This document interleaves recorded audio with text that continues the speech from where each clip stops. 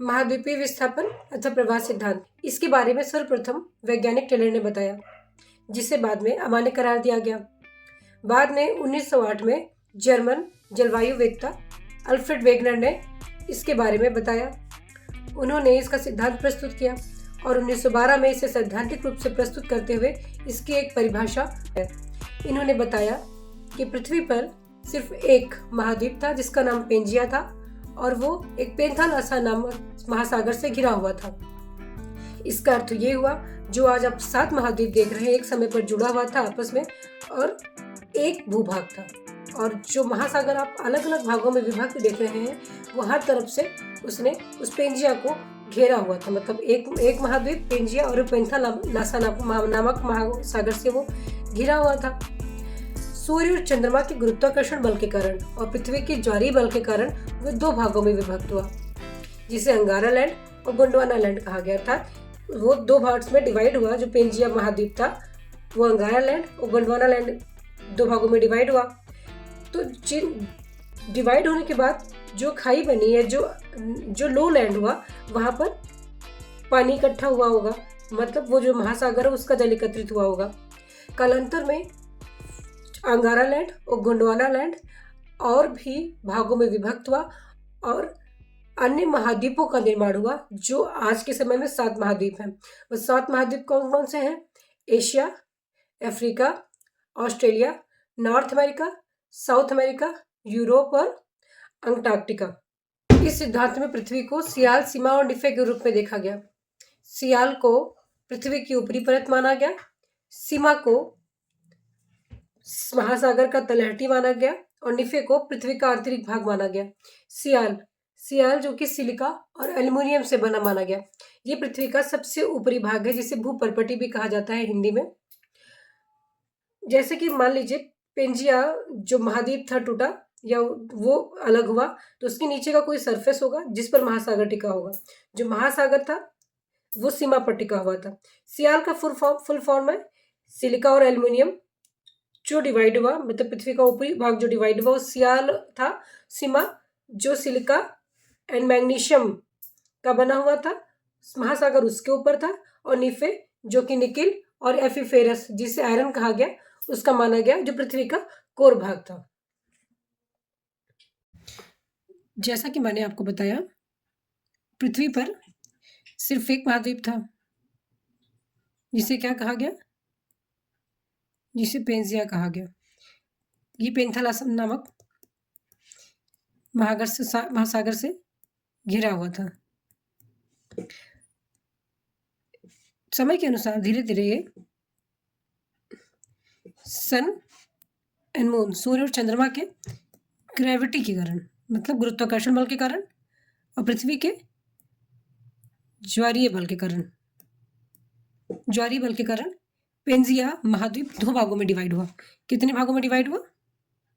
2 भागों में डिवाइड हुआ। 2 भागों में डिवाइड होने के बाद ये 2 भागों में डिवाइड हुआ, इसका नाम पड़ा अंगारा लैंड, इसका नाम पड़ा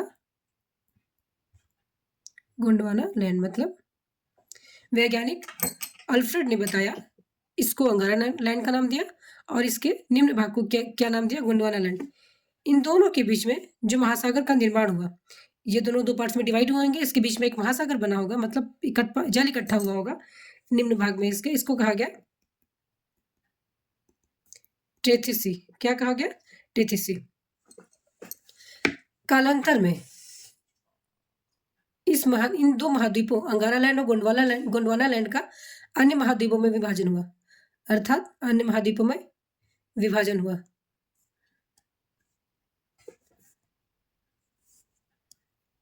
इस तरह से पृथ्वी पर 7 महाद्वीप बने। ठीक है बच्चों, पृथ्वी पर 7 महाद्वीप बने और इन 7 महाद्वीपों के नाम हैं इस प्रकार हैं। इसमें Asia, Africa, Australia, north America,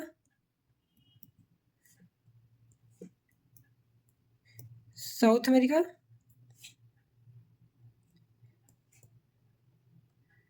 Europe और अंटार्कटिका।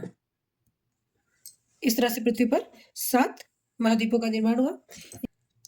यदि इस सिद्धांत के अनुसार पृथ्वी को यदि ट्रायंगुलर शेप में काट के एक तरबूजे की तरह बाहर निकाला जाए तो इस पृथ्वी पर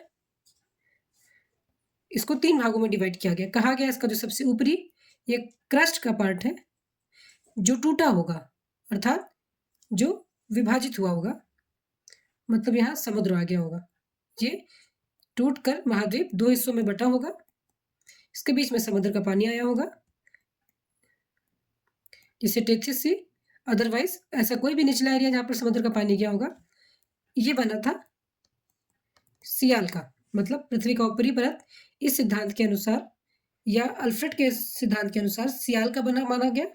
इसका मध्य भाग सीमा का बना माना गया और इसका सबसे निम्न भाग या कोर या आंतरिक भाग निफे का बना माना गया। सियाल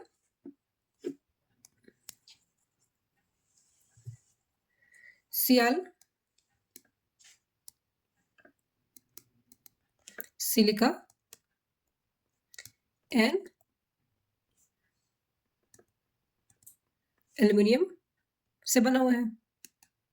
सीमा सिलिका एंड मैग्नीशियम का बना हुआ माना गया है। और निफे मतलब पृथ्वी का जो आंतरिक कोर है वो निकेल एंड एफी फेरस मीन्स आयरन का बना माना गया। और पृथ्वी का जो आंतरिक भाग है, यदि पृथ्वी के बारे में बताया जाएगा तो आपको आगे मैं पढ़ाऊंगी कि जो इसका आंतरिक भाग है वो लिक्विड फॉर्म में है। यदि देखा जाए तो आयरन गलने के बाद लिक्विड फॉर्म में परिवर्तित हो जाता होगा और जिससे लावा का निर्माण होता होगा, जो हमें भूकंपीय गतिविधियों के द्वारा जब ज्वालामुखी परिवर्तन देखे जाते हैं, ज्वालामुखी फटने की घटना देखी जाती है, उसमें जो लावा उत्पन्न होता हुआ पाया जाता है वो होता है जिसमें आयरन की मात्रा अधिक होती है।